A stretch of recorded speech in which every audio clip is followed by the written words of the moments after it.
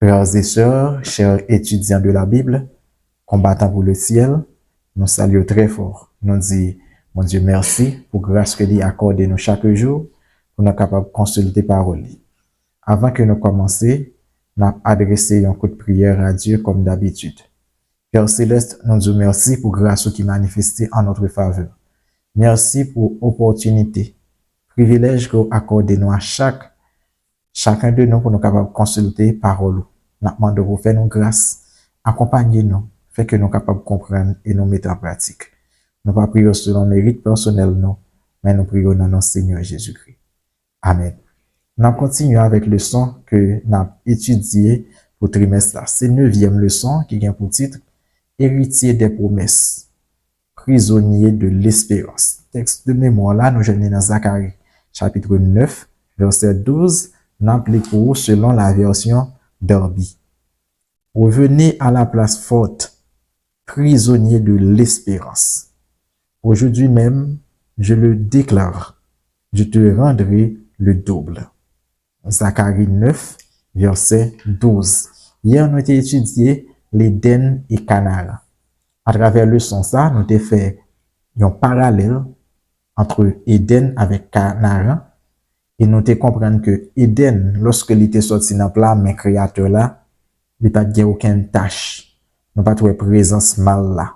Mais le péché, il peut faire apparition dans Genèse 3 comme un intrus, et bien qui peut dévier tout plan originel là. Dieu dans son amour infini, il était planifié pour nous avant même la fondation du monde, le plan de la rédemption, qui c'est un plan de sauvetage pour l'humanité. Et ça va le faire nous comprendre tout, que Éden, bien que physiquement Éden disparaît, mais dans un sens spirituel, Éden est devenu un symbole d'une vie en abondance. C'est thème ça que nous voyons à plusieurs reprises à travers les Saintes Écritures pour capable rappeler nous, c'est vrai, nous perdu Éden, mais Éden l'a restauré par la grâce de Dieu. Je dis assez le pays comme cadeau. Nous allons lire plusieurs textes bibliques. Après ça, pour nous capables faire des commentaires. Le premier texte que nous allons lire, c'est Exode chapitre 3, verset 8. Exode 3, verset 8. Mais ça que nous lisons dans le 8e verset. Je suis descendu pour le délivrer de la main des Égyptiens et pour le faire monter de ce pays dans un bon et vaste pays, dans un pays où coule le lait et le miel. Dans les lieux qu'habitent les Cananéens, les Hétiens, les Amoréens, les Phérésiens et les Éviens et les Jébusiens. Nous gagnons l'autre texte encore, nous avons plusieurs textes, après ça, on a fait un seul commentaire. Nous gagnons Lévitique chapitre 20, verset 23. Lévitique 20, verset 23. Mais ça que nous lisons. Vous ne suivrez point les usages des nations que je vais chasser devant vous, car elles ont fait toutes ces choses, et je les ai en abomination. On a continué, on va aller dans Lévitique 25, verset 23. Verset 23. Les terres ne vendront point à perpétuité, car le pays est à moi, car vous êtes chez moi comme étrangers et comme habitants. Ça est 23e verset. Maintenant, nous avons l'autre texte encore nous préparé pour nous capables de lire. C'est Deutéronome chapitre 6, verset 3. Deutéronome 6, verset 3. Tu les écouteras donc, Israël, et tu auras soin de les mettre en pratique, afin que tu sois heureux et que vous multipliez beaucoup, comme te l'a dit l'Éternel, le Dieu de tes pères, en le promettant un pays où coule le lait et le miel. Là, dans le contexte, nous, et là, dans le dernier verset, nous, dans le contexte, côté que Moïse l'a enseigné Israël pour capable mettre en pratique parole bon Dieu parce que c'est parole ça qui permettre que Israël lui-même les bénit. Maintenant, on entre en long et en large dans le commentaire. Est-ce que une nation capable nation sans que les pas un territoire, les pas un pays? Est-ce que vraiment c'est une nation?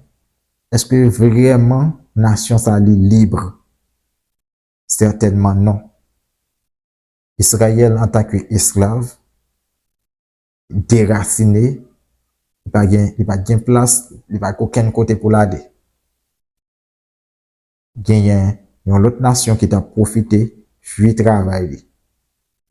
Mais Jean, comme je dit là, posséder des terres, ça va signifier pour Israël la liberté. D'ailleurs, jusqu'à présent, toute nation qui n'a pas de droit sur un bout de terre que gagne, en réalité, il est capable de porter nos nations, mais il n'est pas libre. Eh bien, Dieu lui-même, il va faire un don à Israël. Côté que il va faire Israël, selon le texte que nous sommes là, Canara. Un pays, côté que l'état miel a coulé.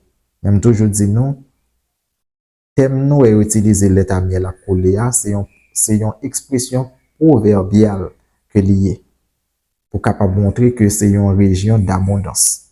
Mais en réalité, c'est pas parce que il y a un pile bœuf qui là qui pour bailler lait et un pile abeille.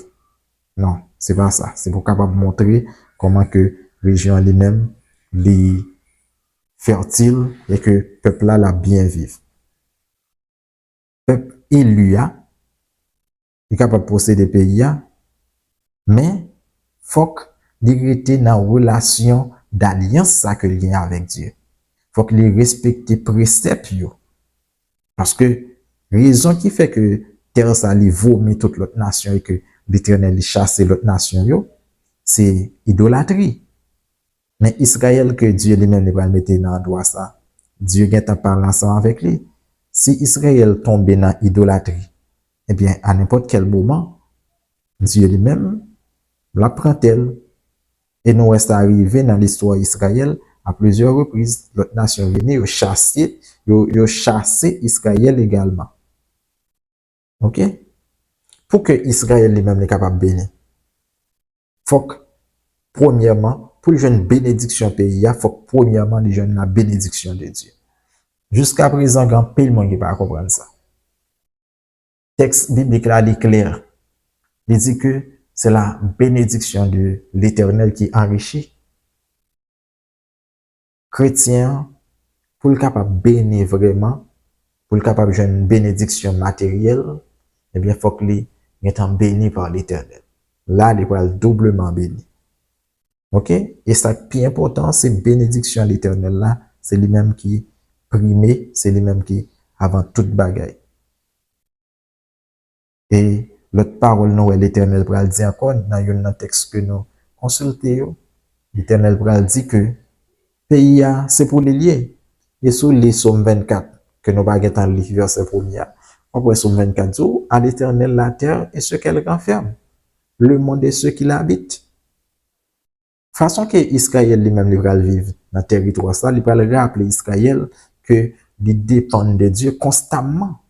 Parce que en Égypte, tu as le Nil pour capable et arroser jardin. Mais en Palestine, côté que Israël pralia, c'est la pluie qui peut tomber pour que jardin soit capable d'arroser. Le fait que Israël ait possibilité, ait privilège pour venir occuper territoire ça, il dépend totalement de Dieu.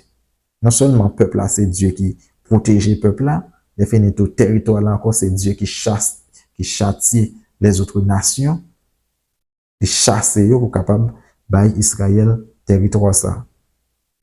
OK? Ça veut dire, c'est comme un don de Yahvé. C'est un don que Dieu fait avec le peuple là. Mais Dieu lui-même est toujours demeuré le véritable propriétaire. En tant que véritable propriétaire de toute la terre, eh bien, Dieu lui gagne droit pour le bail pays avec Israël et pour le reprendre tout si Israël pas marché dans la droiture. C'est bon Dieu qui propriétaire pays, c'est le même qui propriétaire israélite, et c'est par extension, c'est Dieu qui propriétaire tous les êtres humains. Ça veut dire, nous tous qui vivons sur la terre, nous sommes des étrangers, nous sommes des résidents temporaires. Même si nous sommes capables de dire, je ne dis pas, lorsque nous consultons 2 Pierre, que moi été réservé pour nous capables de consulter, 1 Pierre, chapitre 2, verset 11. Bien-aimés, je vous exhorte, comme des étrangers et voyageurs sur la terre, à vous abstenir des convoitises charnelles qui font la guerre à l'âme. Je ne dis pas, encore dans le Nouveau Testament, nous voyons que nous sommes des étrangers et voyageurs. Citez-nous, dit encore, dans ce ciel-là. Là, c'est en transit que nous y est. Il est important pour nous capables de comprendre ça. Le monde, c'est pour ça que bon Dieu bat nous. Il y a pile monde qui espérait que tout ça t'a besoin, faut que l'État joigne en ce bas monde. Non. Ici, là, c'est en transit qu'on y est, ou pour la caillou. Dans une certaine mesure, il y a quelques bagailles ou capable de joindre, mais la vie chrétienne a toujours une privation là-dedans. Même Jésus-Christ qui c'est modèle là, lui-même là, il devine fait, même un bon hôtel que le pas joindre.